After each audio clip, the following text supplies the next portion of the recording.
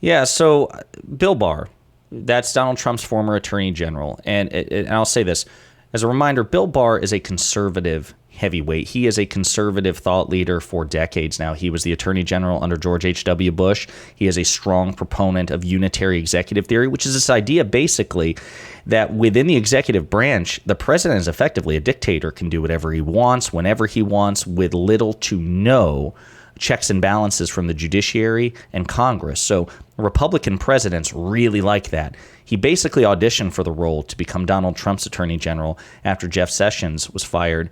And for the last 2 years of the Trump administration, he was a very effective attorney general in terms of protecting Donald Trump, being Donald Trump's hatchet man, undermining the conclusions of the Mueller report, empowering John Durham to look into the Russia investigation to try to find something that would benefit Trump. This man is a Republican whose bona fides, whose credentials are beyond dispute.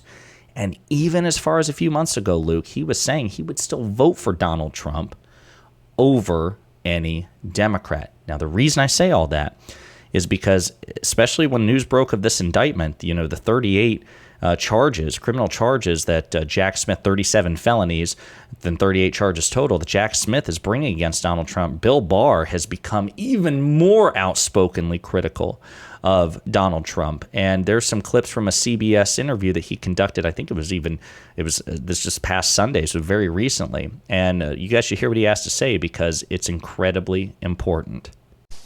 And do you believe that he continues to claim that he has all these privileges and rights under the Presidential Records Act? Is he mischaracterizing the act? Absolutely. The legal theory by which he gets to take battle plans and sensitive national security information as his personal papers is absurd. It's just as wacky as the legal doctrine they came up with for, having the vice president unilaterally determine who won the election. The whole purpose of the statute, the Presidential Records Act, was to stop presidents from taking official documents out of the White House. It was passed after Watergate. That's the whole purpose of it. And therefore, it restricted what a president can take. It says it's purely private, that had nothing to do with the deliberations of government policy. Obviously, these documents are not purely private. It's obvious. And they're not even now arguing that it's purely private. What they're saying is the president just has sweeping discretion to say they are, even though they squarely don't fall within the definition. It's an absurd argument. Do you believe if he is convicted, he should serve his prison sentence? Well, we haven't even gotten to the point of whether he's been convicted and also what his sentence should be. I don't like the idea of a former president serving time in prison. Even there, he ends by saying, but he doesn't think Trump should be in prison. And of course, I think he shouldn't be put in prison. I think he should be, given his due process. And then if after a trial, that's his sentence, I wouldn't mind seeing him in prison. Yeah, it's interesting. So that right there, and this is the reason why, to me, and I think to some number of conservatives and Republicans, I say some, and we don't know what the numbers will be, but I think it's a relative minority. Bill Barr's words carry weight because, again, his credentials are beyond reproach. This man is an ideological conservative and a loyal Republican in a way that Donald Trump was a Democrat, Republican, Democrat, Republican. That's why, at the end of the day, Donald Trump's a fascist. He is not ideologically consistent at all. Bill Barr, on the other hand, is a tried and true conservative and Republican. And like you said, Luke, even at the end of that clip, he is so deferential to a Republican former president that he's like, I don't think Donald Trump should go to jail for it, even though Bill Barr would never, ever say anything like that about a civilian or a lower-level government employee doing the same damn things that Donald Trump is accused of doing, right? I mean, there's some degree of deference being paid to Donald Trump that's totally unearned. But I love the fact that Bill Barr is debunking these arguments in real time. This idea that the documents that Donald Trump retained, which concern national defense, nuclear defense capabilities, the weaknesses of ourselves and our allies, those weren't personal information. That wasn't personal records. And the Presidential Records Act has no relevance to this. And it doesn't give a president carte blanche to just say anything he wants is a matter of private record, and he can take. It's absolutely stupid, even on its face. It's indefensible. And these strange arguments that are getting made. I think Trump does this thing where normally you either cite kind of evidence to back up your claim in some sort of debate or argument, or you try to avoid, like what you'll see dishonest people do, is avoid talking about evidence that contradicts your claim. What Trump does is he'll point at evidence that disproves his claim and say that proves my claim. It's wild. The Presidential Records Act, reading it yourself, but also as was read to him during the CNN town hall to his face, absolutely says the opposite of what he's alleging it does. And he'll, instead of going, no, but I don't want to talk about the Presidential Records Act, I don't want to talk about whatever it might be, here's what I'm saying. It's all weaponization. It's all political persecution, this, that, and the other thing. Instead, he goes, no, read it. You see that? You see how it says the exact opposite of what I'm about to say it says? Now I'm going to say that it says the exact opposite of what it actually says. Right. That square is a circle. Wild. That square is a circle. The square is a circle. Look, I'm telling you, the grass is purple. The grass is, and then people hear it enough times and they're rocking thinking the grass is purple. It is. It's purple grass. It's clearly purple grass. Bonkers. Yeah. And then we're all sitting here being gaslit by millions of people staring in our eyes going, the grass is purple. The grass is purple. And I'm thinking, I keep looking back at the grass and it's green and it's making me feel crazy. But by the way, he's not being charged for violating the Presidential Records Act. He's being charged for all the different crimes I've read to you before. Yeah, willful retention of national defense information, 31 charges. Lying and then, yeah. But the interesting thing is while you're talking, and in my head, I think I've, and maybe you can help me refine this, but I almost think there's like 3 levels of Trump Republican apologia, whatever it is. The bottom level are these like very sophisticated legalese arguments, right? With very few and far between in this situation. Then the second tier is just deflection, like you said. It's when a point is made, you just deflect. It's whataboutisms, Hillary's emails, or whatever. And then you have the first tier, which is what Donald Trump engages in the most, which is it's not a deflection. Because a deflection, you're at least trying to redirect or dodge the initial claim. Like you said, Donald Trump very often listens to a person state a fact, and then he just simply says, no, actually, the fact says the exact opposite. The Presidential Records Act, again, reading the raw text during a CNN town hall. And then, like you said, then nodding, looking the person dead in the eye and saying, yeah, exactly. It says exactly what I said. So it's like the first level is gaslighting that Donald Trump does. And then it's deflection, which more Republicans do than just Trump. And then the third one, which you never see, are these sophisticated legal arguments. In this situation, that third rung of Republican apologia just simply doesn't exist. It's just Republicans either trying to gaslight you or deflect and whataboutism. It just seems to me that that's what we're dealing with. Absolutely. Do we have more from this? We do. We have one other clip, which to me is, again, I think the first clip was illustrative in the sense that it was a legal expert from Bill Barr, whether you like it or not, legal expert and experienced attorney general, debunking some of the legal claims regarding the Presidential Records Act. This second clip is a moral indictment of Donald Trump by Bill Barr, again, who is inclined to grade him on a curve in the first place, who gladly worked for him, who until recently said he was going to vote for him again. It's a moral indictment of a man who knows him. And I think people need to hear what Bill Barr has to say about who Donald Trump is and what Donald Trump would do if he gets the nomination and if he wins the presidency back in 2024. You say Trump's alleged conduct is indefensible. So many Republicans continue to defend him. What will it say if the party, your longtime party, puts him forward as their nominee? Well, that's the problem. I don't think they're actually defending his conduct, but they are saying it's unfair to prosecute him. But that then raises another question. Okay, if it's unfair to prosecute him, that's not the whole answer. The question is, should we be putting someone like this forward as the leader of the country, leader of the free world, who's engaged in this kind of conduct? The other thing is, this is not just an isolated example. Trump has many good qualities, and he accomplished some good things. But the fact of the matter is, he is a consummate narcissist, and he constantly engages in reckless conduct that puts his political followers at risk and the conservative and Republican agenda at risk. Would he put the country at risk if he was in the White House again? He will always put his own interests and gratifying his own ego ahead of everything else, including the country's interests. There's no question about it. This is a perfect example of that. He's like a defiant 9-year-old kid who's always pushing the glass toward the edge of the table, defying his parents to stop him from doing it. It's a means of self-assertion and exerting his dominance over other people. And he's a very petty individual who will always put his interests ahead of the country's, his personal gratification of his ego. But our country can't be a therapy session for, a troubled man like this.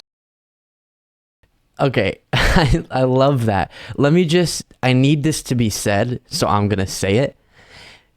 Bill Barr joined Trump's administration knowing the man that Trump was, served alongside him, dishonestly acted in Trump's interest. Bill Barr is not a good man who did good things. Right now, he's spitting facts there. That's true. But it needs to be said that acting like, oh, I just realized all these things were true about Trump, even though he did more damage, of course, that pushed Bill Barr away, supposedly.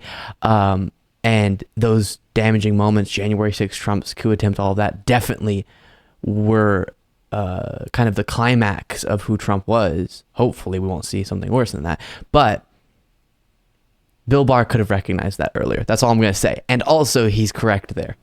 Yeah, so to me, having the right judgment on Donald Trump is, I would argue, I think you could easily make the argument that being able to accurately and early assess Donald Trump is the ultimate political litmus test of judgment. So the idea that Bill Barr had no idea who and what Donald Trump was when he first wrote that letter in 2017, 2018, basically auditioning for the role of Trump's attorney general. If Bill Barr genuinely was agnostic on Donald Trump, had no idea what kind of man he was, then he's either a liar or an idiot. And Bill Barr's clearly not an idiot. I think there's an abundance of evidence to the contrary. He's a liar. This is a man who, he went into Trump's orbit, I think knowing full well, oh man, Donald Trump, this dude's clearly corrupt. He's clearly an idiot. But Bill Barr is such a company man. Yeah, Donald Trump is a sitting president. He's a Republican. He has the Republican Party at his beck and call. And I'm sure from Bill Barr's perspective, he's like, okay, I can help make Trump less Trump-like. I can curb Trump's excesses. I can use Trump's situation to further the agenda of the Republican Party, and somebody has to do it. And you in the wake of all the resignations and departures of people from Trump's orbit, you've heard people say that. Well, listen, I thought I could moderate him. I thought I could rein him in. Yeah. Yes, absolutely. So what Bill Barr is professing there is nothing new. The implied surprise to find out that Donald Trump is a malignant narcissist, it's ridiculous. But I love the strong language, Luke. Like you said, he's spitting facts, and I think he's spitting those facts in a very rhetorically effective way. Comparing Trump to a petulant child or even like a cat, knocking getting the glass over to the side when you're telling them not to, and how he says that we can't afford to make the country a therapy session for Donald Trump. And identifying, I think a lot of times people try to criticize Trump in ways that, number one, don't actually affect people that much when they hear the criticism, and number two, because at this point, all the criticisms have been heard on the front of kind of the typical things you hear. Still good to say, but not as impactful. And also don't get under Trump's skin that much. But when you point out that he's an insecure child, and all of this is just a chance, as you talk about often, for a narcissist to get this unfillable hole, void in his soul filled, and it won't work, but he tries and tries and tries with this whole thing. That's what this is. He's insecure, he's troubled, and he's taking us down with him in his therapy session. It's really unfortunate and also correct to call that out. And I think it really bothers Trump when that's accurately assessed, because his whole brand is built around this idea. Somehow, I don't know how, to me, he's gushing with insecurity when he talks, but a lot of people see him as this kind of, they would say, alpha male. Very strange, but that's his whole brand. It's so important in his mind that he comes off strong and tough. and he's the exact opposite. The worst thing you can call Trump, the worst monosyllable word, is weak. And then any synonym of weak, I think, are a close second. So insecure, frail. He is a nexus of weakness by any objective metric. I think if you polled 100 psychiatrists or psychologists from any political persuasion, the vast majority of them would say, yeah, this man has profound insecurity. And I like how you use the word void. He has tried to cram 50 states in the United States of America, which I think is, in terms of land mass, like the second, third, or fourth biggest country on the planet. He's tried to cram this country into the void in his soul, and it's just a howling abyss. The United States cannot fill that hole. And there's 340 million people whose priorities have to come first, and not to soothe Donald Trump's wounded pride. Even you look at the indictment itself, Luke, it's littered with examples of Trump, who was the most powerful man in the world, feeling the need to justify himself and clout shark for people who have a fraction of the celebrity and political importance. He just can't help it. There's a great show. The first 4 seasons of Game of Thrones, I think, can stand up to any. I don't know if you've watched it, but there's this great line where a character says, "Any man who says I am the king is no true king." And Donald Trump is the exact opposite of that. He is no longer king, still feels the need to tell himself and everybody that he was. It's a disturbing level of insecurity.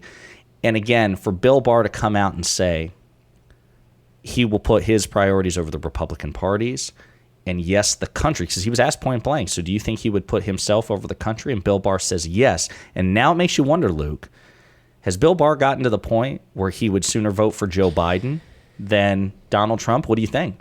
I can't understand people such as Bill Barr, who way back when he was criticizing Trump's coup attempt, as one should, and saying in the next breath, but if a progressive is nominated, I couldn't vote for a progressive. Oh no, I'd have to vote for the coup attempter.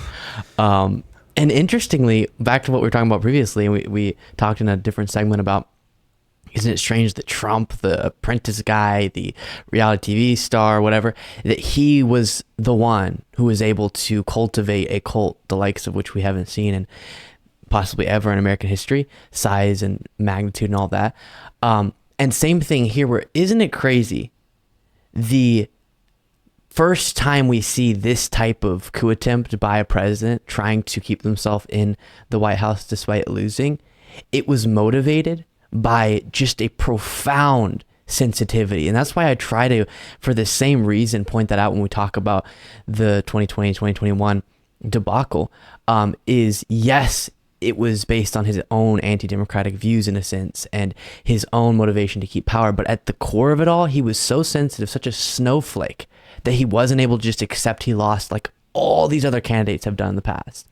And because of that, we almost watch him take American democracy down with him. No, 100%. And the fact of the matter is, I don't think that Donald Trump has displayed a limiting principle for the lengths he'll go to. I mean, we've seen videos and we've discussed it in previous segments. This is a man who, if he gets the White House back, which at this point is a very dangerously real possibility, there's no limiting principle, right? Because he's talked about trying to, revoke birthhood citizenship for the children of immigrants. He's talked about creating Schedule F employee categorization, which would basically let him fire the federal bureaucracy. So people, who are bipartisan, people who've worked under Republican administrations loyally and faithfully, who disagree with him, or some sort of a check on his power. Like Dr. Fauci, the corrupt Dr. Fauci, who worked for Donald Trump, again, dutifully and loyally, and tried desperately to make Donald Trump less of an idiot. Like, that's how loyal Fauci was to the sitting president, where he, you could easily make the argument in terms of Donald Trump's various gaffes and deceits on COVID. Fauci went out of his way to try to smooth them over for Trump's own benefit. But he wants to make all those people at-will employees. And we know he would fire people left, right, and center. He thought about the guy, Jeff Clark. For those of you who don't know that name, that was the guy who was telling Trump, listen, you actually, the vice president has the power to just unilaterally overturn the results of an election. Donald Trump was going to make him the attorney general after Bill Barr, the guy we just watched, resign. And the only reason that didn't happen was because Republican and Democratic Justice Department officials threatened to resign en masse and basically cripple DOJ leadership. And that was the only thing that got Donald Trump to back off. Imagine if he gets a second term, Luke. That threat may not do anything for him. He might be like, sure, go ahead, resign. I'll fill you with some other sycophant. I'll make Kellyanne Conway, Sebastian Gorka, Don Jr., Eric. There's no telling. We might live in a world where Don Jr. is the attorney general. You don't know. You don't know. I'm laughing because I don't cry. That's horrible. Yeah. I will say, just to wrap this up, you mentioned earlier, he said, and I wanted to touch on it, either in a situation where you don't recognize who Trump is and the danger that he poses, you're either a liar or an idiot. That should be a game, like a board game you can play about American politics. A liar or an idiot. Bring around the family. And it's just Murkowski and Bill Barr, or not Murkowski, Susan Collins or Bill Barr on the cover of this, like the board game itself. American Politics Edition, liar or idiot. Or an idiot. Yeah. Oh, good. By Milton Bradley. Thank you so much for watching. For the outro on this video, I want to plug Josiah's channel. Hit them with it, Josiah. Hey, everybody. I appreciate you watching. You can find me at youtube.com/@ponderingpolitics. One word, Pondering Politics. If you like progressive commentary that focuses on coalition building with other elements of the left and calling the Republican Party out for what it's become, I hope you'll view my channel. Give me a like and subscribe and some feedback. Again, youtube.com/@ponderingpolitics. Thanks again.